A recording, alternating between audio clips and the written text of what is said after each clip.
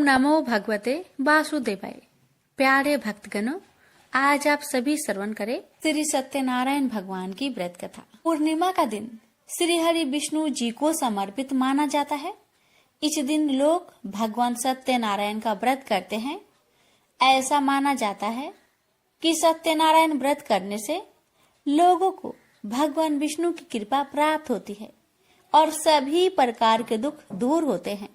ये बड़े ही श्रद्धा से प्रसन्नचित मन से श्रवण करते हैं श्री सत्यनारायण भगवान की व्रत कथा।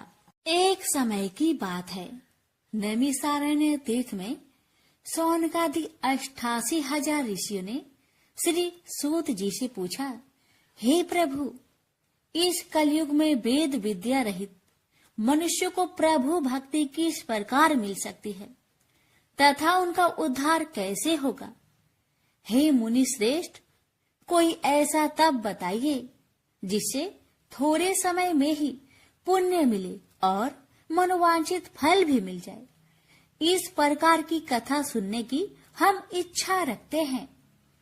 सर्व शास्त्रों के ज्ञाता सूत जी बोले, हे वैष्णवों, मैं पूज्य आप सभी ने प्राणियों के हित की बात पूछी है, इसलिए मैं एक श्रेष्ठ व्रत को आप लोगों को बतलाऊंगा जिसे नारद जी ने लक्ष्मी नारायण जी से पूछा था और लक्ष्मीपति ने मुनि श्रेष्ठ नारद जी से कहा था। आप सब इसे ध्यान से सुनिए। एक समय की बात है, योगीराज नारद जी दूसरों के हित की इच्छा लिए अनेकों लोकों में घूमते हुए मृत्यु लोक में आ पहुंचे। यहाँ उन्होंने अनेक योनियों में जन्मे प्राय सभी मनुष्यों को अपने कर्मों द्वारा अनेकों दुख से पीड़ित देखा। उनका दुख देख नारद जी सोचने लगे कि कैसा यत्न किया जाए जिसके करने से निश्चित रूप से मानव के दुखों का अंत हो जाए। इसी विचार पर मनन करते हुए वह विष्णु लोक में गए। वहाँ वह देवों के इस भगवान नारायण की स्तुति करने लगे, जिनके हाथों में शंख, चक्र, गदा और पद्म थे, गले में वरमाला पहने हुए थे। स्तुति करते हुए नारद जी बोले, हे भगवान, आप अत्यंत शक्ति से संपन्न हैं। मन तथा वाणी भी आपको नहीं पा सकती है। आपका यदि मध्य तथा अंत नहीं है, निर्गुण स्वरूप सृष्टि के कारण भक्तों के दुख को दूर करने वाले आपको मेरा नमस्कार है। नारद जी की स्तुति सुन विष्णु भगवान बोले, हे मुनि श्रेष्ठ, आपके मन में क्या बात है? आप किस काम के लिए पधारे हैं, उसे निसंकोच कहो। इस पर नारद मुनि बोले कि मृत्यु लोक में अनेक योनियों में जन्मे मनुष्य अपने कर्मों के द्वारा अनेकों दुख से दुखी हो रहे हैं। हे नाथ, आप मुझ पर दया रखते हैं तो बताइए कि वो मनुष्य थोड़े प्रयास से ही अपने दुखों से कैसे छुटकारा पा सकते हैं। श्री हरि बोले, हे नारद, मनुष्य की भलाई के लिए तुमने बहुत ही अच्छी बात पूछी है, जिसके करने से मनुष्य मोह से छूट जाता है। वह बात मैं कहता हूँ, उसे सुनो। स्वर्ग लोक व मृत्यु लोक दोनों में एक दुर्लभ उत्तम व्रत है जो पुण्य देने वाला है। आज प्रेम वश होकर मैं उसे तुमसे कहता हूँ। श्री सत्यनारायण भगवान का यह व्रत अच्छी तरह विधान पूर्वक करके मनुष्य तुरंत ही यहाँ सुख भोग कर मरने पर मोक्ष पाता है। श्री हरि के वचन सुन नारद जी बोले कि उस व्रत का फल क्या है और उसका विधान क्या है। यह व्रत किसने किया था, इस व्रत को किस दिन करना चाहिए, सभी कुछ विस्तार से बताए। नारद की बात सुनकर श्री हरि बोले, दुख व शोक को दूर करने वाला यह व्रत सभी स्थानों पर विजय दिलाने वाला है। मानव को भक्ति व श्रद्धा के साथ शाम को श्री सत्यनारायण की पूजा धर्म में परायण होकर ब्राह्मणों व बंधुओं के साथ करनी चाहिए। भक्ति भाव से ही नैवेद्य केले का फल, घी, दूध और गेहूं का आटा सवाया ले। गेहूं के स्थान पर साठी का आटा, शक्कर तथा गुड़ लेकर वह सभी भक्षण युक्त पदार्थों को मिलाकर भगवान का भोग लगाए, ब्राह्मणों सहित बंधु बांधवों को भी भोजन कराए। उसके बाद स्वयं भोजन करे और भजन कीर्तन के साथ भगवान की भक्ति में लीन हो जाए। इस तरह से सत्यनारायण भगवान का यह व्रत करने पर मनुष्य की सारी इच्छाएं निश्चित रूप से ही पूरी होती है।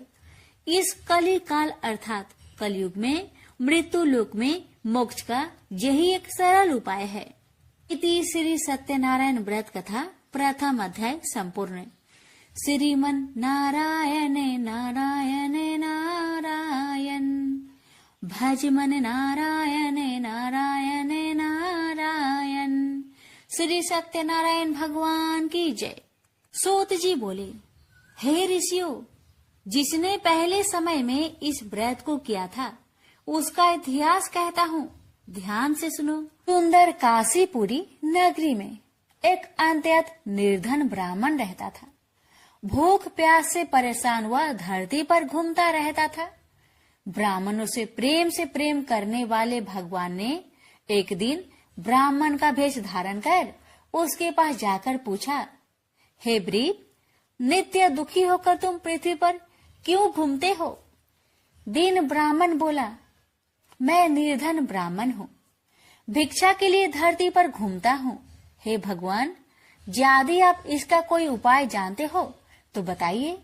वृद्ध ब्राह्मण कहता है कि सत्यनारायण भगवान मनोवांछित फल देने वाले हैं, इसलिए तुम उनका पूजन करो। इसे करने से मनुष्य सभी दुखों से मुक्त हो जाता है। वृद्ध ब्राह्मण बनकर आए सत्यनारायण भगवान उस निर्धन ब्राह्मण को व्रत का सारा विधान बताकर अंतर्ध्यान हो गए। मन ही मन सोचने लगा कि जिस व्रत को वृद्ध ब्राह्मण करने को कह गया है, मैं उसे जरूर करूंगा। यह निश्चय करने के बाद उसे रात में नींद नहीं आई। वह सवेरे उठकर सत्यनारायण भगवान के व्रत का निश्चय कर भिक्षा के लिए चला गया। उस दिन निर्धन ब्राह्मण को भिक्षा में बहुत धन मिला, जिससे उसने बंधु बांधवों के साथ मिलकर श्री सत्यनारायण भगवान का व्रत संपन्न किया। भगवान सत्यनारायण का व्रत संपन्न करने के बाद वह निर्धन ब्राह्मण सभी दुखों से छूट गया और अनेक प्रकार की संपत्तियों से युक्त हो गया। उसी समय से यह ब्राह्मण हर माह इस व्रत को करने लगा। इस तरह से सत्यनारायण भगवान के व्रत को जो भी मनुष्य करेगा वह सभी प्रकार के पापों से छूटकर मोक्ष को प्राप्त होगा। जो मनुष्य इस व्रत को करेगा वह भी सभी दुखों से मुक्त हो जाएगा। सूत जी बोले कि इस तरह से नारद जी से नारायण जी का कहा हुआ श्री सत्यनारायण व्रत को मैंने तुमसे कहा। हे ब्रीपो, मैं अब और क्या कहूँ? ऋषि बोले, हे मुनिवर, संसार में उस ब्रीप से सुनकर और किस किस ने इस व्रत को किया, हम सब इस बात को सुनना चाहते हैं। इसके लिए हमारे मन में श्रद्धा का भाव है। सूत जी बोले, हे मुनियों, जिसने इस व्रत को किया है वह सब सुनो। एक समय वही ब्रीप धन व ऐश्वर्य के अनुसार अपने बंधु बांधवों के साथ इस व्रत को करने को तैयार हुआ। उसी समय एक लकड़ी बेचने वाला बूढ़ा आदमी आया और लकड़ियां बाहर रखकर अंदर ब्राह्मण के घर में गया। प्यास से दुखी हुआ लकड़हारा उनको व्रत करते देख ब्रीप को नमस्कार कर पूछने लगा कि आप यह क्या कर रहे हैं तथा इसे करने से क्या फल मिलेगा, कृपया मुझे भी बताइए। ब्राह्मण ने कहा कि सब मनोकामनाओं को पूरा करने वाला यह सत्यनारायण भगवान का व्रत है। इनकी कृपा से ही मेरे घर में धन्य धान्य आदि की वृद्धि हुई है। ब्रीप से सत्यनारायण व्रत के कथा के बारे में जानकर लकड़हारा बहुत प्रसन्न हुआ। चरणामृत लेकर वह प्रसाद खाने के बाद वह अपने घर गया। लकड़हारे ने अपने मन में संकल्प किया कि आज लकड़ी बेचने से जो धन मिलेगा उसी से श्री सत्यनारायण भगवान का उत्तम व्रत करूंगा।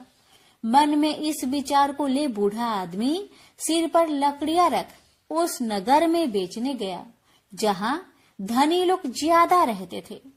उस नगर में उसे अपनी लकड़ियों का दाम पहले से 4 गुना अधिक मिलता है। बूढ़ा प्रसन्नता के साथ दाम लेकर केले, शक्कर, घी, दूध, दही और गेहूं का आटा ले और सत्यनारायण भगवान की व्रत की अन्य सामग्रियां लेकर अपने घर गया। वहां उसने अपने बंधु बांधवों को बुलाकर विधि विधान से सत्यनारायण भगवान का पूजन और व्रत किया। इस व्रत के प्रभाव से वह बूढ़ा लकड़हारा धन पुत्र आदि से युक्त होकर संसार के समस्त सुख भोग अंत काल में वैकुंठ धाम को चला गया। इति श्री सत्यनारायण व्रत कथा 2 अध्याय संपूर्ण।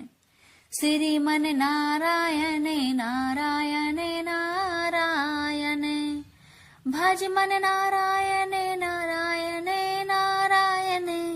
श्री सत्यनारायण भगवान की जय। सूत जी बोले, हे श्रेष्ठ मुनियों, अब आगे की कथा कहता हूँ। पहले समय में उल्कामुख नाम का एक बुद्धिमान राजा था। वह सत्य वक्ता और जितेंद्रिय था। प्रतिदिन देव स्थानों पर जाता और निर्धनों को धन देकर उनके कष्ट दूर करता था।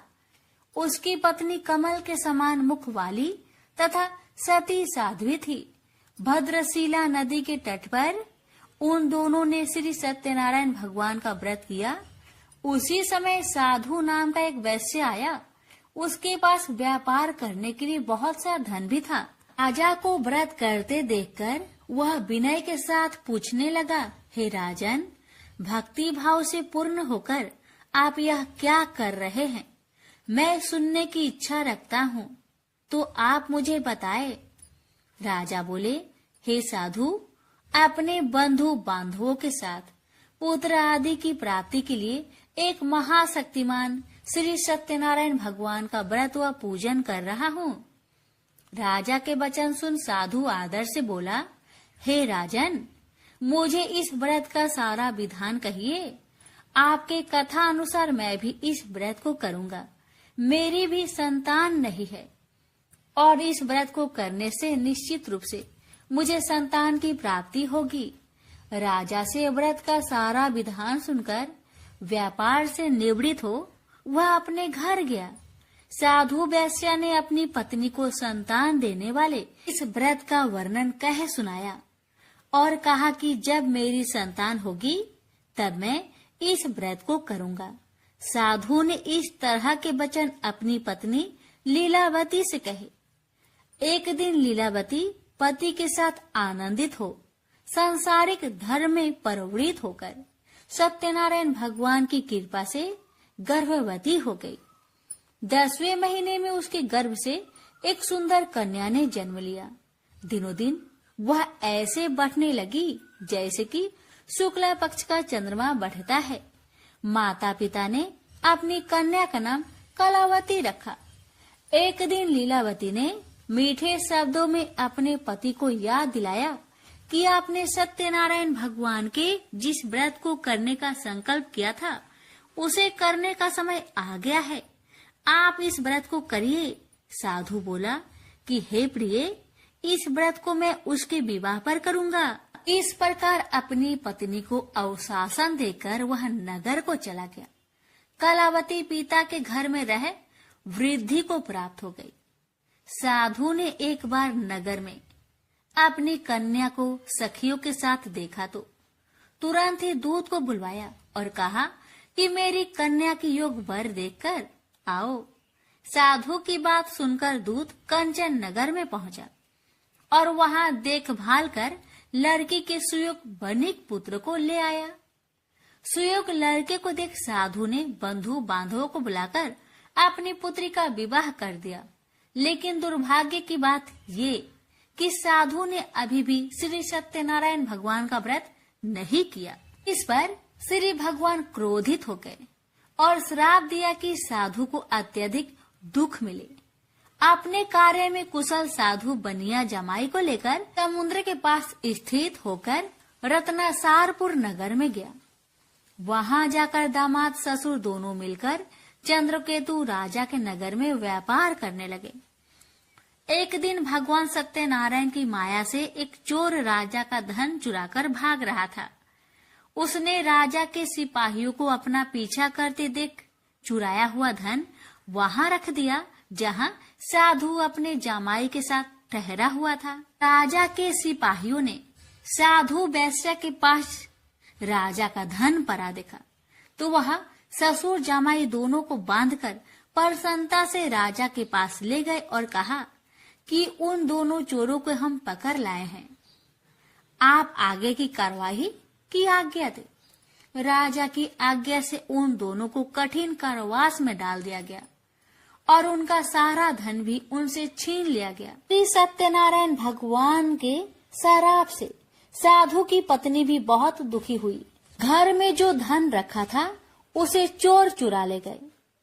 शारीरिक तथा मानसिक पीड़ा व भूख प्यास से अति दुखी हो अन्न की चिंता में कालावती के ब्राह्मण के घर गई। वहां उसने श्री सत्यनारायण भगवान का व्रत होते देखा, फिर कथा भी सुनी। वह प्रसाद ग्रहण कर वह रात को घर वापस आई। माता ने कलावती से पूछा कि हे पुत्री, अब तक तुम कहाँ थी, तेरे मन में क्या है? कलावती ने अपने माता से कहा, हे माता, मैंने एक ब्राह्मण के घर में श्री सत्यनारायण भगवान का व्रत देखा है। कन्या के वचन सुन लीलावती भगवान की पूजन की तैयारी करने लगी। लीलावती ने परिवार व बंधुओं सहित सत्यनारायण भगवान का पूजन किया और उनसे वर मांगा कि मेरे पति तथा जमाई शीघ्र घर आ जाए। साथ ही यह भी प्रार्थना की कि हम सबका अपराध क्षमा करे। श्री सत्यनारायण भगवान इस व्रत से संतुष्ट हो गए और राजा चंद्रकेतु को सपने में दर्शन दे कहा कि हे राजन, तुम उन दोनों वेश्या को छोड़ दो और तुमने उनका जो धन लिया है उसे वापस कर दो। अगर ऐसा नहीं किया तो मैं तुम्हारा धन, राज्य व संतान सभी को नष्ट कर दूंगा। राजा को यह सब कहकर वह अंतर्ध्यान हो गए। अतः काल सभा में राजा ने अपना सपना सुनाया। फिर बोले कि बानिक पुत्र को कैद से मुक्त कर सभा में लाओ। दोनों ने आते ही राजा को प्रणाम किया। राजा मीठी बानी से बोला, हे महानुभावों, भाग्यवश ऐसा कठिन दुख तुम्हें प्राप्त हुआ है, लेकिन अब तुम्हें कोई भय नहीं है। ऐसा कह राजा ने उन दोनों को नए वस्त्र भूषण भी पहनाए और जितना धन उनका लिया था उससे 2 गुना धन वापस कर दिया। दोनों वेश्या अपने घर को चल दिए। श्री सत्यनारायण व्रत कथा का 3रा अध्याय संपूर्ण। श्रीमन नारायण नारायण नारायण, भज मन नारायण नारायण नारायण। श्री सत्यनारायण भगवान की जय। सूत जी बोले, वैश्या ने मंगलाचार कर अपनी यात्रा आरंभ की और अपने नगर की ओर चल दिया। उसके थोड़ी दूर जाने पर एक दंड वेशधारी श्री सत्यनारायण ने उनसे पूछा, हे साधु, तेरी नाव में क्या है? अभिमानी बानिक हंसता हुआ बोला, हे दंडी, आप क्यों पूछते हो? क्या धन लेने की इच्छा है? मेरी नाव में तो बेल व पत्ते भरे हुए हैं। वैश्या के कठोर वचन सुन भगवान बोले, तुम्हारा वचन सत्य हो। दंडी ऐसे वचन कह वहां से दूर चले गए। कुछ दूर जाकर समुद्र के किनारे बैठ गए। दंडी के जाने के बाद साधु वैश्या ने नित्य क्रिया के पश्चात नाव को ऊंची उठते देखकर अचंभा माना और नाव में बेल पत्ते आदि देख वह मूर्छित हो जमीन पर गिर पड़ा। मूर्छा खोलने पर वह अत्यंत शोक में डूब गया। तब उसका दामाद बोला कि आप शोक न मनाए, यह दंडी का श्राप है, इसलिए हमें उनकी शरण में जाना चाहिए, तभी हमारी मनोकामना पूरी होगी। दामाद की बात सुनकर वह दंडी के पास पहुंचा और अत्यंत भक्ति भाव नमस्कार करके बोला, मैंने आपसे जो असत्य वचन कहे थे उनके लिए मुझे क्षमा दे। ऐसा कह कहकर महान शोकातुर हो रोने लगा। दंडी भगवान बोले, हे बानिक पुत्र, मेरी आज्ञा से बार बार तुम्हें दुख प्राप्त हुआ है। तू मेरी पूजा से विमुख हुआ, साधु बोला, हे भगवान, आपकी माया से ब्रह्मा आदि देवता भी आपके रूप को नहीं जानते, तब मैं अज्ञानी कैसे जान सकता हूँ? आप प्रसन्न होइए, अब मैं सामर्थ्य के अनुसार आपकी पूजा करूँगा। मेरी रक्षा करो और पहले के समान नौका में धन भर दो। साधु वैश्य के भक्ति पूर्वक वचन सुनकर भगवान प्रसन्न हो गए और उसकी इच्छा अनुसार वरदान देकर अंतर ध्यान हो गए। ससुर जमाई जब नाव पर आए तो नाव धन से भरी हुई थी। फिर वही अपने अन्य साथियों के साथ सत्यनारायण भगवान का पूजन कर अपने नगर को चल दिए। जब नगर के नजदीक पहुँचे तो दूत को घर पर खबर करने के लिए भेज दिया। दूत साधु की पत्नी को प्रणाम कर कहता है कि मालिक अपने दामाद सहित नगर के निकट आ गए हैं। दूत की बात सुन साधु की पत्नी लीलावती ने बड़े हर्ष के साथ सत्यनारायण भगवान का पूजन कर अपनी पुत्री कलावती से कहा कि मैं अपने पति के दर्शन को जाती हूँ, तू कार्य पूर्ण कर शीघ्र आ जाना। माता के ऐसे वचन सुन कलावती जल्दी में प्रसाद छोड़ अपने पति के पास चली गई। प्रसाद की अवज्ञा के कारण श्री सत्यनारायण भगवान रुष्ट हो गए और नाव सहित उसके पति को पानी में डुबो दिए। कलावती अपने पति को वहां ना पाकर रोती हुई जमीन पर गिर गई। नौका को डूबा हुआ देख वह कन्या को रोता देख साधु दुखी होकर बोला कि हे प्रभु, मुझसे तथा मेरे परिवार से जो भूल हुई है उसे क्षमा करे। साधु के दीन वचन सुनकर श्री सत्यनारायण भगवान प्रसन्न हो गए और आकाशवाणी हुई, हे साधु, तेरी कन्या मेरे प्रसाद को छोड़कर आई है, इसलिए उसका पति अदृश्य हो गया है। यदि वह घर जाकर प्रसाद खाकर लौटती है तो इसे उसका पति अवश्य मिलेगा। ऐसी आकाशवाणी सुन कलावती घर पहुंचकर प्रसाद खाती है और फिर आकर अपने पति के दर्शन करती है। उसके बाद साधु अपने बंधु बांधवों सहित श्री सत्यनारायण भगवान का विधि विधान से पूजन करता है। इस लोक का सुख भोग वह अंत में स्वर्ग जाता है। इति श्री सत्यनारायण व्रत कथा चतुर्थ अध्याय संपूर्ण। श्रीमन नारायणे नारायणे नारायणे भज मन नारायणे नारायणे नारायण। श्री सत्यनारायण भगवान की जय। श्री सूत जी बोले, हे ऋषियों, मैं और भी एक कथा सुनाता हूँ, उसे भी ध्यान पूर्वक सुनो। प्रजा पालन में लीन तुंगध्वज नाम का एक राजा था। उसने भी भगवान का प्रसाद त्याग कर बहुत ही दुख प्राप्त किया। एक बार वन में जाकर वन्य पशुओं को मारकर वह बर के पेड़ के नीचे आया। वहां उसने ग्वालों को भक्ति भाव से अपने बंधुओं सहित सत्यनारायण भगवान का पूजन करते देखा। अभिमान बस राजा ने उन्हें देखकर भी पूजा स्थान में नहीं गया, न ही उसने भगवान को नमस्कार किया। ग्वालों ने राजा को प्रसाद दिया, लेकिन उसने वह प्रसाद नहीं खाया और प्रसाद को वही छोड़कर वह अपने नगर को चला गया। जब वह नगर में पहुंचा तो वहां सब कुछ तहस नहस हुआ पाया, तो वह शीघ्र ही समझ गया कि यह सब भगवान ने ही किया है। वह दोबारा ग्वालों के पास पहुंचा और विधि पूर्वक पूजा कर प्रसाद खाया, तो श्री सत्यनारायण भगवान की कृपा से सब कुछ पहले जैसा हो गया। दीर्घ काल तक सुख भोगने के बाद मरोना उपरांत उसे स्वर्ग लोक की प्राप्ति हुई। तो मनुष्य परम दुर्लभ इस व्रत को करेगा तो भगवान सत्यनारायण की अनुकंपा से उसे धन्य धान्य की प्राप्ति होगी। निर्धन धनी हो जाता है और भय मुक्त हो जीवन जीता है। संतानहीन मनुष्य को संतान सुख मिलता है और सारे मनोरथ पूर्ण होने पर मानव अंत काल में वैकुंठ धाम को जाता है। सूत जी बोले, जिन्होंने पहले इस व्रत को किया है, अब उनके दूसरे जन्म की कथा कहता हूँ। वृद्ध संतानंद ब्राह्मण ने सुदामा का जन्म लेकर मोक्ष की प्राप्ति की। लकरहारे ने अगले जन्म में निषाद बनकर मोक्ष प्राप्त किया। उल्कामुख नाम का राजा दशरथ होकर वैकुंठ को गए। साधु नाम के वैश्य ने मोरध्वज बनकर अपने पुत्र को आरे से चीरकर मोक्ष पाया। महाराज तुंगध्वज ने स्वयंभू होकर भगवान में भक्ति युक्त हो कर्म कर मोक्ष पाया। श्री सत्यनारायण व्रत कथा का पंचम अध्याय संपूर्ण हुआ।